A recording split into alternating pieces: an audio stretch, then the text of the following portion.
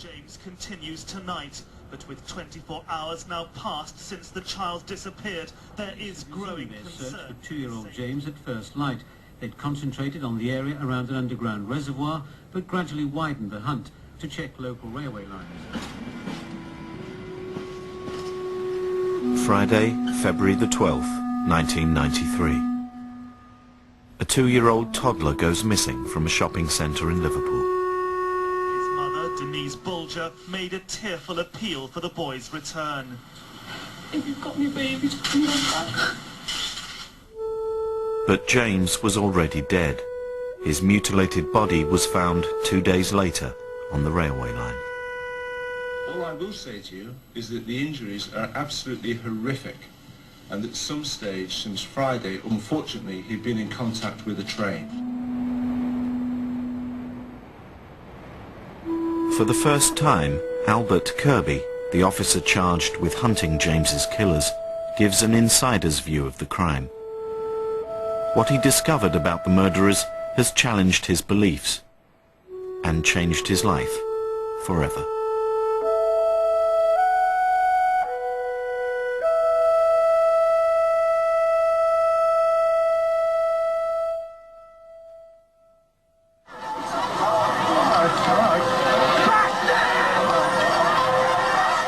When James Bulger's murderers turned out to be 10-year-old schoolboys, anger and sadness gripped Merseyside.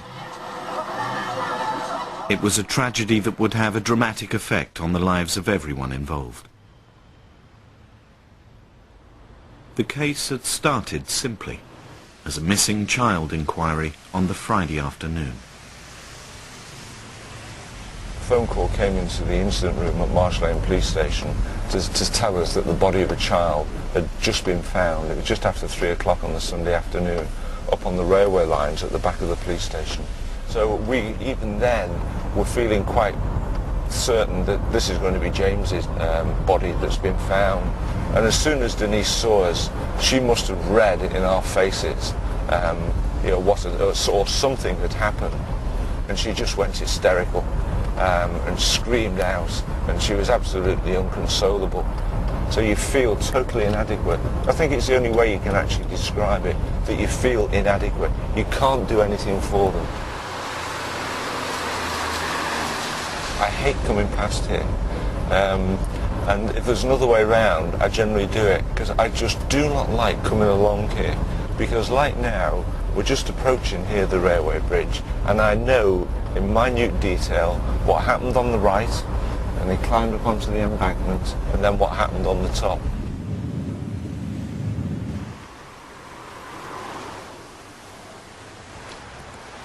I can never really say this is a place I particularly wanted to come back to again, and certainly I'm coming back here on such a horrible, wet, miserable day as today is.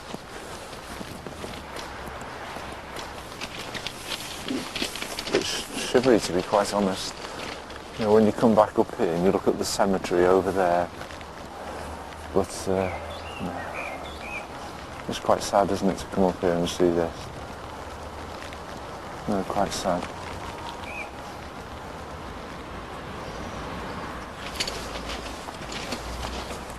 I think it's probably somewhere up here on the right-hand side.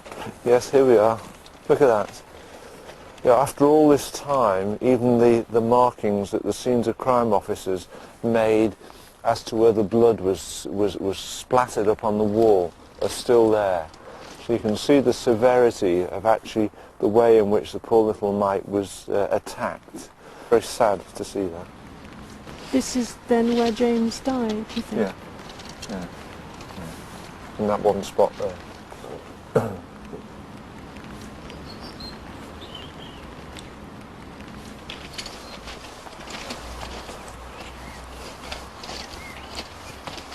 And you're somewhere up here now, on this other side of the line here, right at the back of the police station, just somewhere in this area here where we're standing now, where we're looking here now. That's where his body had been put. And it had been put over the railway line, and his body laid there until morning when the first train came along this track and actually severed his body in two and took the bottom part of the body just that bit further up the railway line. And again, you know, I sat here and actually drew it as we went through, where his trousers were, where his shoes were, and where his body was, just up that little bit further up the track there. His clothes was all scattered around here. His little shoes were down here, his underpants were here, his trousers were here. Right there where his body was, there was what the railway people call a fish plate, which is a long iron bar about 28 inches long and weighs about 28 pounds. And again, we knew that that had been used in some way on James's skull. What did you think when you first saw it? It was just so ghastly, you know, to see it. Were you shocked? Yeah, we were shocked. We were all shocked.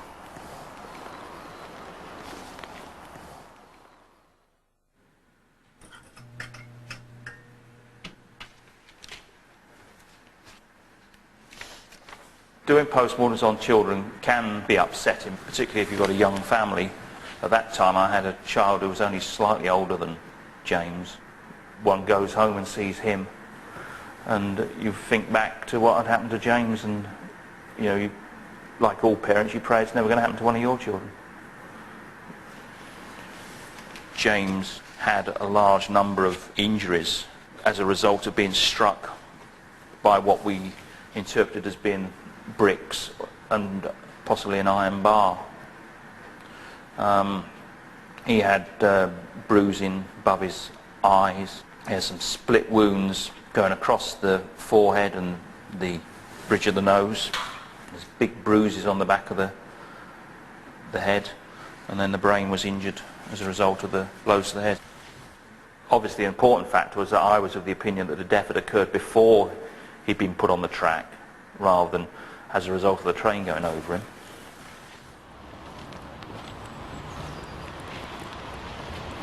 I think when I first saw it, my thoughts were even up until that stage, that it's some grown-up who's done this, probably somebody like a paedophile who'd found the little boy and brought him up here.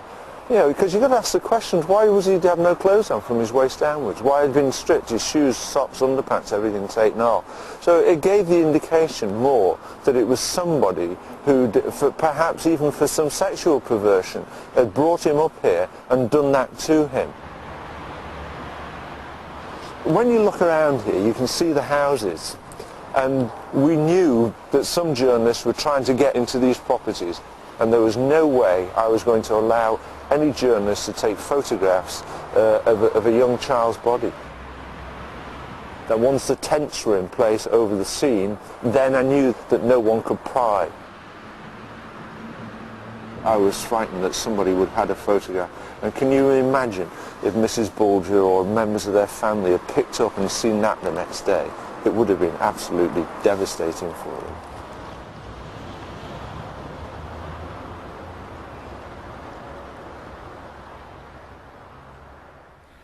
All people see is James in a picture. They didn't see him play around or talk or laugh or anything like that. All he is to other people is just a picture, but to me he's not. He'll always be a person to me, and I'd love to see what he'd look like today and how he'd be today. I can see James in the three of my sons. The way he talks, the way he looks, his hair, it's just everything about him. I just try and remember James the way he was and not the way he was taken. And I think that's what's getting me through the days, really. I just try and blank it out. And plus I've got my other three kids now to keep my mind occupied. As soon as Denise reported James missing on the Friday afternoon, Merseyside police launched a massive search. But as they began to comb the area near to the Strand, James lay dying on the railway line. As the night started drawing in, I knew that the chances were getting slimmer and slimmer. It was the longest weekend I've ever had in my life. I think I just collapsed to the floor. I can't remember much after that. I don't remember the rest of that day now. I just sat in a room for weeks and I didn't know really what was going on outside. I was kept away from telly, radios, everything. No one would tell me anything. Not that it was a great interest to me anyway. Just I thought I've lost everything anyway, so I don't care what happens now.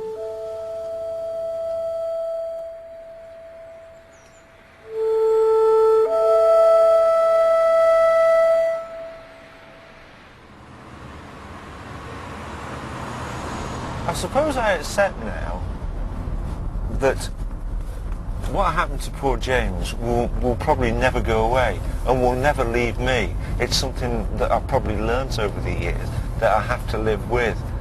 Did you cry? I did. I made no bones about it. You know, there were times when it really got to me. You know, perhaps I'm a cold fish, and I do tend on occasions to keep my feelings to myself. But on that occasion, I couldn't help it. When you got home that night, what did you say to Sue? Well, one thing I never really do with Sue over all the years is actually discuss the details of what I've seen. You know, I tend to use quite glib words to her because I don't think it's right that she should have to relive it with you. Isn't that quite lonely?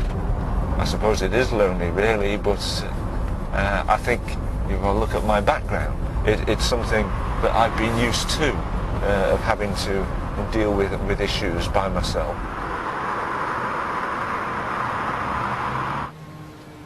All Albert told me really was that the little boy had been found.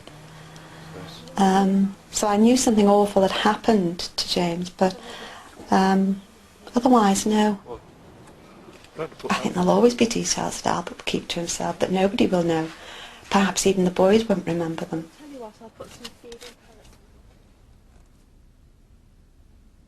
I think there was a lot of feeling for this little boy, that such an awful thing should happen, and it should happen in a busy area. This wasn't where he'd run away and fallen in water or been enticed away somewhere else. This was in a busy precinct, which I used when Ian was little because it was safe. The Strand shopping centre in Bootle provided the first chilling evidence of what had happened to James. Police uncovered CCTV pictures of James playing outside the butcher's shop.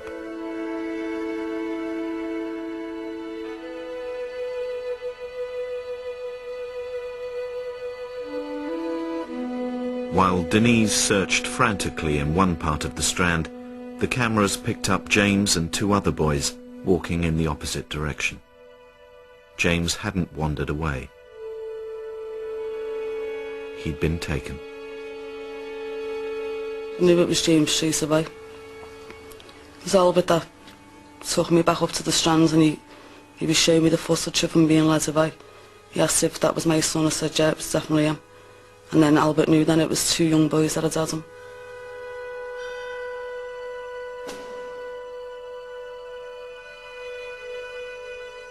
It wasn't minutes, it was just seconds. And he reached to get me purse at my bag. It's how quick it happened. I just thought he'd be outside wandering around. I didn't in a million years imagine that he'd gone off with two murderers.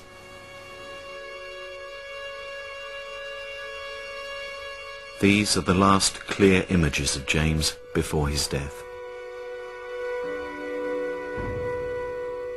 As soon as I saw the video footage, I realised that this was going to be a massive story.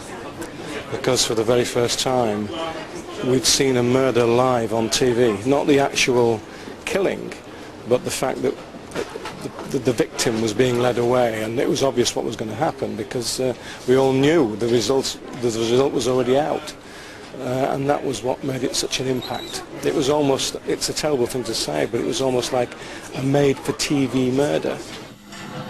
Poor James only went missing from his mother for a matter of seconds, and he'd gone and disappeared. Until this person is caught, that the parents must, and I stress this, must keep hold of their children. The demands from the news desk were that we get involved and get up to our necks in it, and quite rightly, because the public reaction was so big that we wanted to reflect that and reflect how savage the murder was. All I will say to you is that the injuries are absolutely horrific. At some stage since Friday up until the discovery yesterday, he'd been in contact with a train. The atmosphere was intense, even at the press conference, and Albert almost broke down. I mean, he didn't because of course he's a well-trained policeman, but he could see he was on the edge of breaking down. All I will say is horrific, and it caused both of us a great deal of emotional upset last night.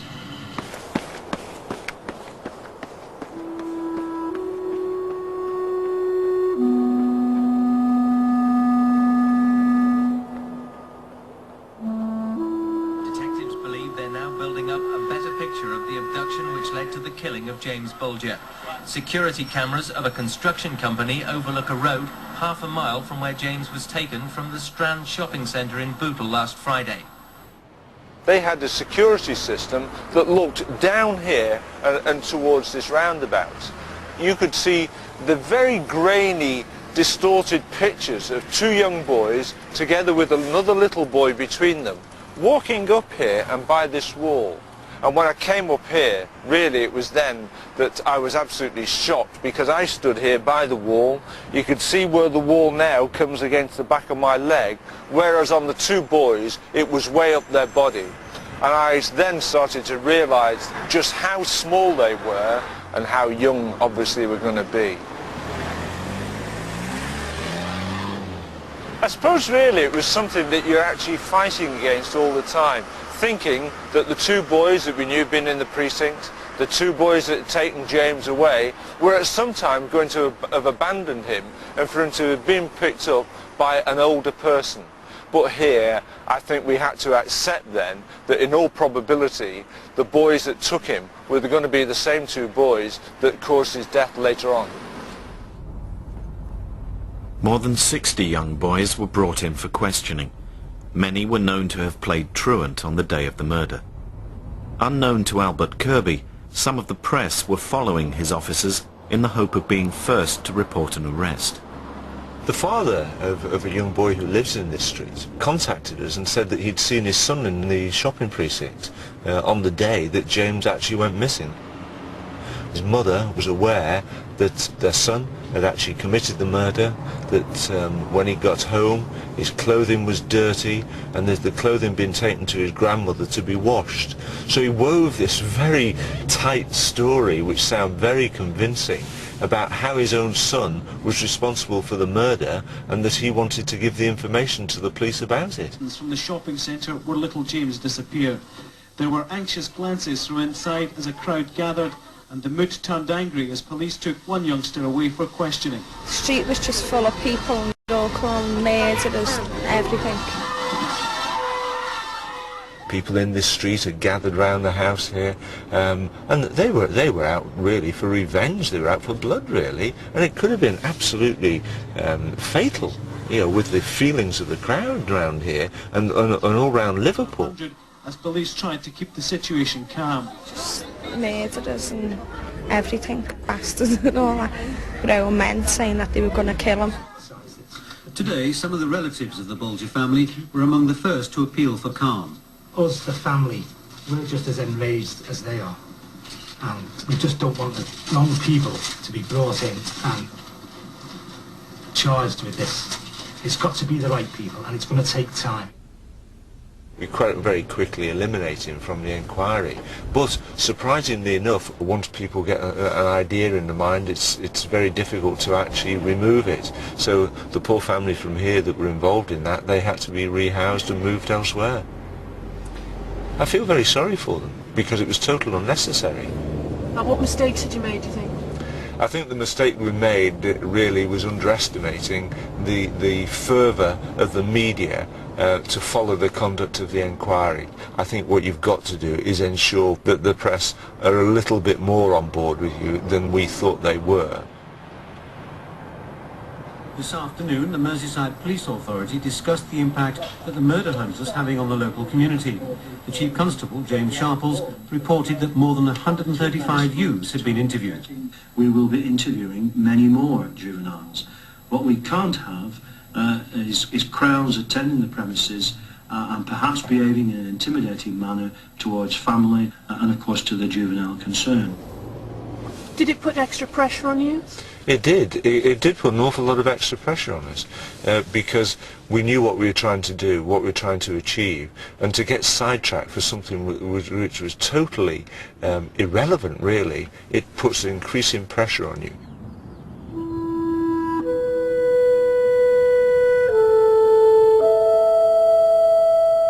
I lost a lot of sleep. Sometimes I would just go into a cold sweat and think, what did we go through? What did we live through? How did we come out of this at the other end? It does haunt you then.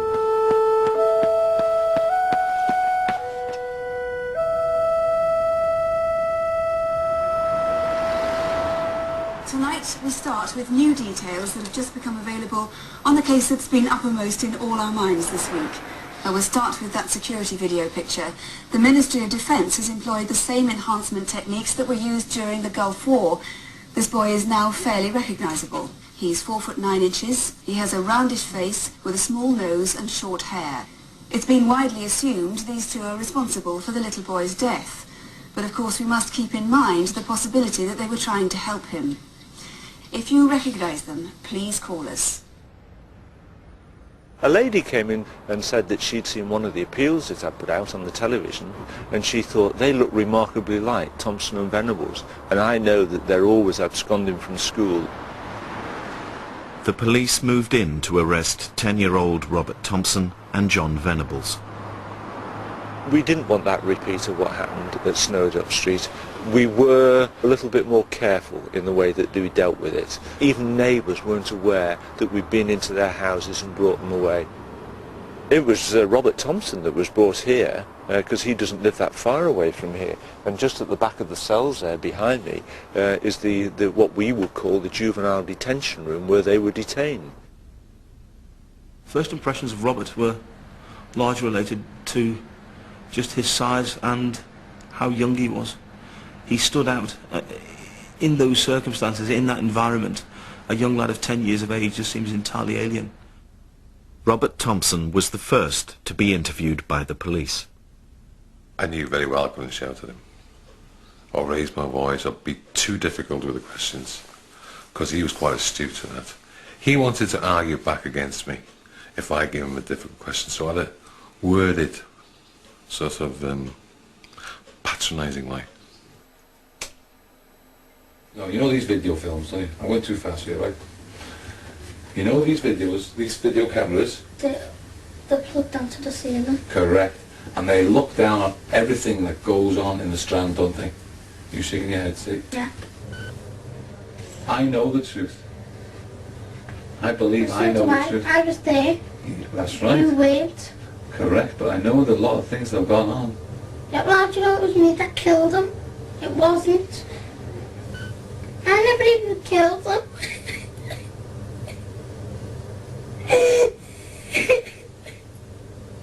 You could easily establish Thompson lying, because when you gave him a sort of a difficult question, his legs would sort of start kicking underneath the chair, especially when he lied, and you think, oh, I know this is a sensitive question, so I sort of went down that sort of line and focused every time. Look, once I saw those legs kicking, I thought, oh. The things that I believe that you did with John. No, I never touched the baby. And until you tell me the whole truth, I can't believe you. As the interviews went on, he made admissions of having been closer and closer and closer to the events of that day, always denying taking any part in them, but moving from a denial of any involvement or any knowledge of them whatsoever to a having seen and having been near to certain events. Why would I take flowers over to the baby? I don't know. It's up to you. If I killed him. Well, you were there. Why did you take flowers? You knew who did it, didn't you? Yeah. Who? John. Because John hit him in the face. I believe I knew Thompson better than his mother. He played a role of a perfect son. By the second day, of course, I believe she had a nervous breakdown. Her reaction or her action was such of a person that just couldn't handle the situation, couldn't believe that she'd brought somebody into a world that would kill a 2-year-old boy.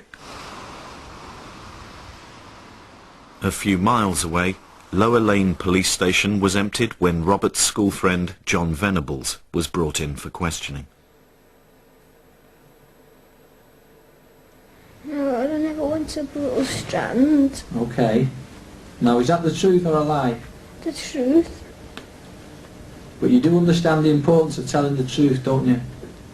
Yeah. Well, I couldn't believe when I first saw John that he could possibly be responsible for anything heinous. There was this little boy, supposedly 10 years old, looked more like an 8-year-old, angelic little face, very polite, very respectful, clearly from a respectable background. His mum was there, very nice lady, and I just thought it was another truanter. There's no point in telling lies. I never got it. It's Mum. Quiet yourself down. Because if I would have said I thought you would have thought I killed him.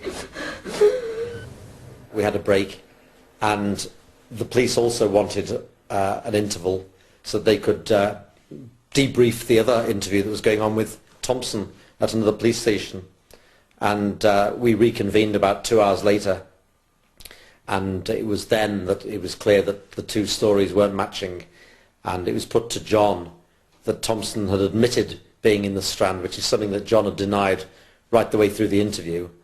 And it was at that point that John said, no, he's lying, it's not true. Then there was silence, and then suddenly he said, yes, we were at the Strand, but honestly, we never grabbed a kid, Mum. We never killed anybody. Oh, yeah, we was, but we never saw any kids there. We never robbed any kids. So you were in Bootle New Strand? Yeah, was you in Bootle Strand? Yeah, but we never got a kid, Mum. We never got Mrs. Venables, would you... I must ask you not to get angry with him. There was a lot of crying and a lot of wailing and a lot of hugging. He was a very tactile boy. And as each little bit of truth came out, he'd get out of his chair and he'd hug his mum and he'd hug the police officers and he'd cry. And it was a very emotional time. Did he go out and hold James? I don't know. You don't know? He might have made them follow on behind us. Did he? And then got him lost somewhere. Well, were you with him then? When? With John when that happened? No. Robert Thompson always apportioned the blame on John Venables. Never the instigator in taking him away, never the instigator in taking him to the canal, always blaming John Venables, and that's how he went all through his interviews. Some of the most damning evidence came from the boy's clothing. The search teams recovered the clothing that Thompson was wearing at the time, which is as shown on the slide now. The most relevant part of the evidence with regard to Thompson came from his shoes. And you can see on the shoes where he's got these little rings and the laces that come in. When James's face was cleaned up, you could see clear marks on his skin, on his face. And I went up to the Forensic Science Laboratory to examine them. We couldn't understand what had caused them. A scientist came into the laboratory from another area, and he was invited to look at it. And he immediately said, yes, I can tell you what that is. He said, what's happened there is, he said, that poor little boy has been kicked in the face. And not only kicked, he's been kicked with some force. And those lines on James's face, those circular lines, have in fact been caused by the outside right edge of Thompson's shoe. Yeah, when you're saying that I've got blood and you think it's off by James. Correct. Yeah, but you think it's not the truth.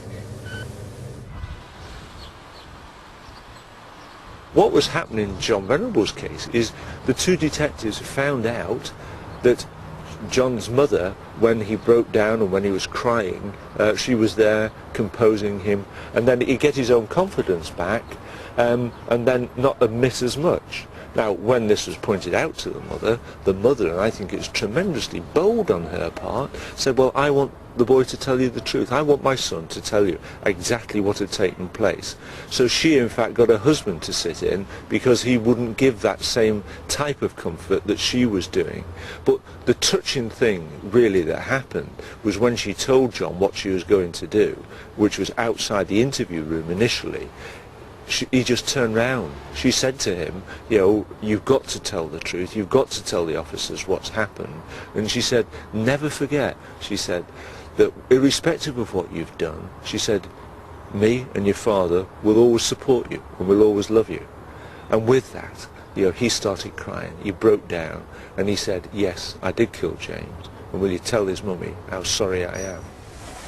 A short while ago, as is detailed on your custody record out there, you had a conversation with your mum, and you then requested that myself and Dave Tanner come into the room.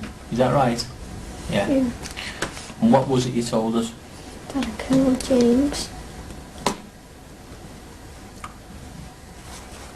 Right. Now, I know that took a lot of doing, and you were very upset, as we all were.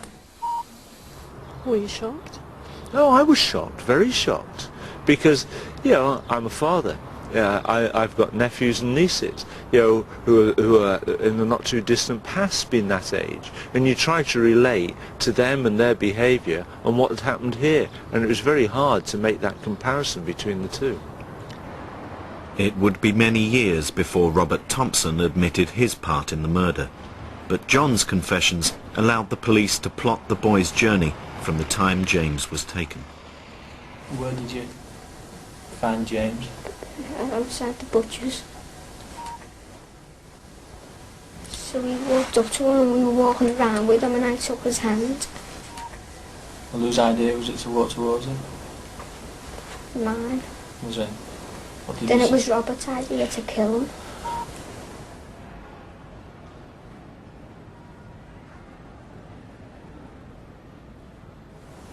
And we went outside to the canal. What for? Don't know, we said let's throw him in the water. He was persuading him, he said kneel down and let's look at the water and all that, but he wouldn't. Because when we wouldn't get him down, Robert picked him up and threw him on the floor, and that's where he got his bump on his head. Who took hold of him? Robert. He was dragging him along the road where the security camera was. Where'd you go with him after that? The reservoir where that woman spotted us. Is young James walking with you by this time, or are you still having to pull him? And he was walking with us. Was he upset, or had he made friends with you? He was all nice. He said he wants us more. So what did you say to him? What did you say? You? We're going to try and find us, Mum. Where did you leave him then? On a reservoir place. I don't believe you would have left him there. You took him away from where the reservoir is and walked down somewhere else. Where? Going towards the police station. I never killed him. Why had you carried on walking away with him up to the reservoir? Take him up to Walton Village. What were you gonna? Why were you taking him up to Walton Village? Don't know, we didn't know what to do. You walk along where? To the train track. The boys had walked James nearly 3 miles from the shopping centre. 38 people had seen them. Some had even talked to them. Each time they were asked about James, Robert Thompson and John Venables had lied. I think in the latter part of the journey down here, you can see where there's been so many opportunities for them to have handed James into an adult, or even here to cross over the road and go to the police station, hand him into the police officers, and for him to be returned to his mother. But no, that didn't happen. I think that they premeditated, they knew what they were going to do, and without any excuse at all, they're actually showing just how evil they were on that day and how that they'd intended, one way or another, to kill a child.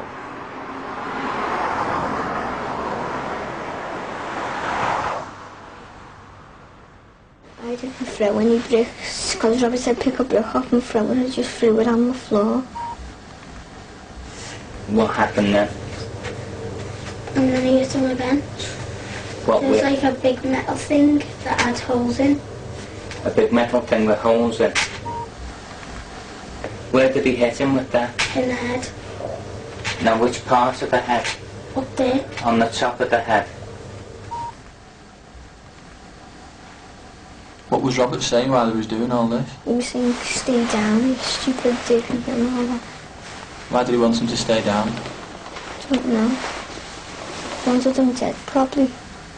Where did the stones and the bar hit him? In the head. And you say the bar knocked him out? Yeah. Onto the railway track. And what happened then? You know, he was just lying there. Just finished now because I can't speak anymore.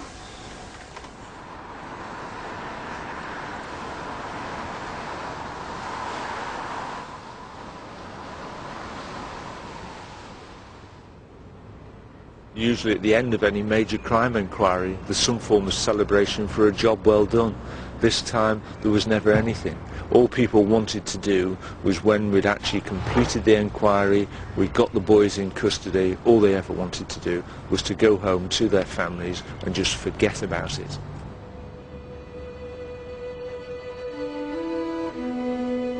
A reading from the book of Revelation. I, John, saw a new heaven and a new earth. Then I heard a loud voice call from the throne. You see this city? Here God lives amongst men. He will make his home amongst them. They shall be his people, and he will be their God. His name is God with them. He will wipe away all tears from their eyes. There will be no more death, and no more mourning or sadness.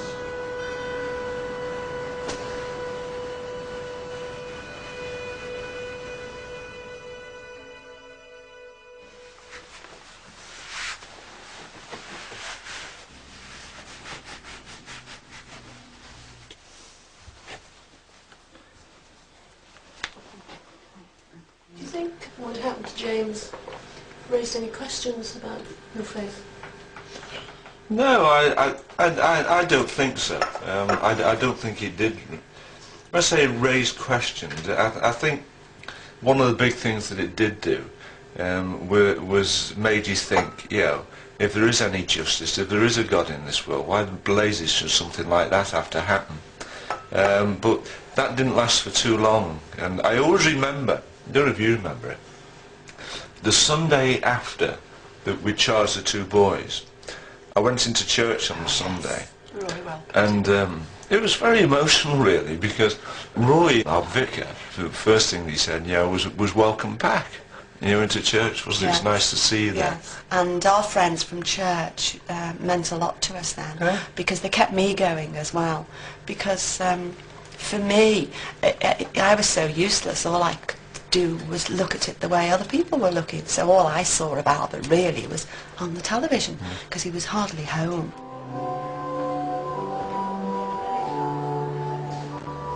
I think that by having that faith, and by going through what we did, it enabled me quite easily to realise that these incidents that you've gone through over the years, they're exceptional incidents, they're not the norm, and realising that you're dealing with the abnormal, and that when you're in church and the people who I meet in church, they're not subjected to what I've been subjected to over the years.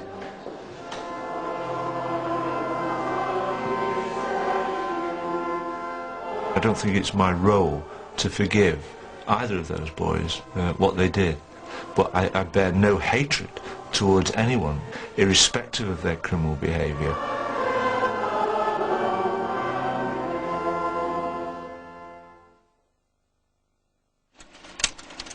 The first boy we'll talk about is Robert Thompson. Thompson is one of 7 boys in his family. The youngest was 6 months old, the oldest was 20 years at the time of their arrest. Now, out of those, 6 of the boys had the same father. The father in that particular case had abandoned the family about 3 or 4 years before the murder took place. What had happened was he'd been in prison for a long time for very serious crimes that I was involved in the investigation of, and when he came out, he just abandoned the family. Mrs. Thompson was left with nothing then, to care for the family. And sadly, at that time, she decided to take solace and drink, and that really ruined her life and put an awful lot more responsibility onto the boys to look after themselves and bring themselves up. Now, John Venables is a completely different child in so much as his background's concerned. He's one of 3. Both his brother and sister are educationally subnormal, but there was never anything with regard to him which indicate that his education was lacking in any way at all. He was always considered, in fact, potentially to be quite a bright lad. But there was also a lot of evidence he was a hyperactive lad, that he was very aggressive and that he was fighting. There was an occasion where he tried to strangle another boy with a ruler, which is well recorded and documented. If he was spoken to or if he wanted to seek attention, he'd roll round the walls in the classroom and pull pictures, etc., that were on display. Really bizarre type of behaviour. But also, he'd been the subject of bullying in school, and some of that bullying had been instigated by Thompson himself. Thompson went to the same school as Venables, at a school called St Mary's Church of England School, and he was not considered to be one of the worst pupils in the school. As his head teacher said to us when we interviewed her, the pair of them would go together. She knew if one was in trouble, the other one would be there, and that the leader would always be Thompson, followed by Venables. Over the last 8 years, psychologists have been trying to understand the boys' relationship in an effort to make sense of what happened that day. They would encourage each other to go that step further and to maintain some feeling of self-worth in the eyes of the other boy, so that would make them do things that potentially were much more destructive and much more violent and vicious than either of them might have done on their own. I suppose they were cheeky really, like all of us were. Robert was like the hard-faced type of boy, like he just, give cheek back to the teachers. When Robert done it, John would do it. Sometimes you'd see them getting over the wall or going out the gate, when the day that happened, they got over the wall at dinner time it was. Staying away from school, being a truant, is often very boring. So they have to invent games and activities and things that they're going to do. The indications are that on that day they thought it would be interesting to pick on a toddler and involve that toddler in something that might have been close to some sort of a game that would hurt and abuse a toddler, because they had attempted to take a child earlier on in the day. The punishment for young people who have been sentenced for a crime is the restriction of their liberty. That's the punishment the court imposes. But clearly it doesn't follow that the environment that young people are in has to be punitive. Yeah. If you simply punish children on a daily basis, they don't learn respect for others. They certainly don't learn respect for themselves. And it's our jobs to raise these young people's self-esteem and positive aspects of their behaviour, so that when they leave us, they have alternatives. They have an alternative to the life of crime. Your every movement in the building is monitored and supervised every minute. The only time that you're not monitored and supervised is when you're in your bedroom, and even then you're monitored every 15 minutes. I think you'll probably be immediately struck by the fact that this young person has a television. For young people to have a television in their room, they have to achieve a very, very high standard of behaviour. If this young person's behaviour deteriorates, then this will be removed. Yeah. and it will take him 2 to 3 weeks to get back to this stage. Yeah. But do you think it's an undue criticism when you've seen it in the tabloid press over having these things here? Because you know full well that even where they are, they would have had to have gone through a sustained process to actually earn those privileges. Yes, they would have done. I can't talk specifically about Thompson or Venable, but for young people who have been out of control of authorities for many years, it's not easy to achieve this. It's very, very easy to lose it. Very easy. I should imagine that some of the children who come in here must get very close to your staff, the teachers I think who are in here. I think that's inevitable. We have young people who form significant attachments, and clearly, you know, we are an intensive unit. I mean, children are constantly under the supervision of adults, and they very quickly begin to trust those adults around them and develop relationships with them, and that can only be a positive. There are many examples of youngsters being successfully released from secure children's homes who've been detained for long periods of time. In all of the cases, and there's several thousand cases which I've seen, the chances of them reoffending in a very, very serious way, a sort of repeat offence, are very minimal. The question is, do I have confidence in that system? I do have confidence in that system. Does it mean to say that all cases will succeed? No, of course it doesn't mean that. And can anyone offer any guarantees? Of course not. But decisions are made by the parole board based on the best available evidence over many years. Changed your views about anything? I think it has changed my views, but I still think that the tariff that was set is inadequate. And it should have been far greater than it was.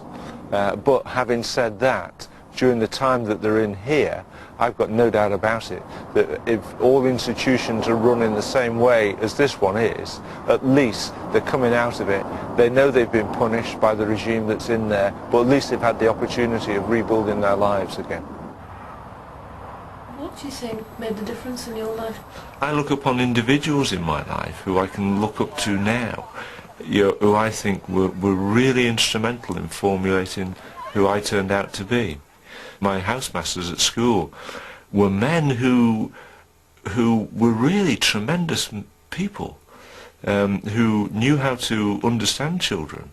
Most of us have had no fathers, but these men knew how to deal with us in a very firm but sympathetic way. They'd made impressions upon me which stayed with me forever and a day, in the same way that other people had with their parents. So I think, although perhaps unfortunate in some ways, I was blessed with having people around me that were very, very good people, very influential people, and people that have helped me in life. Go around the secure unit, that they seem to have that sort of system almost in place, of strong male figures. Could you see any salvation there? Now you asked me the question, I'll tell you. Yeah, I did.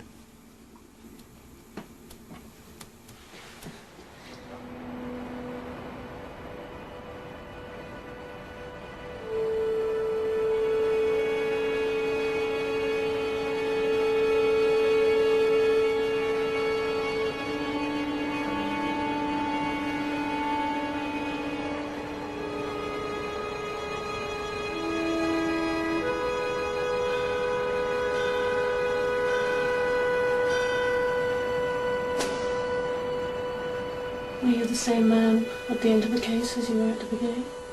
I think I was a wiser man.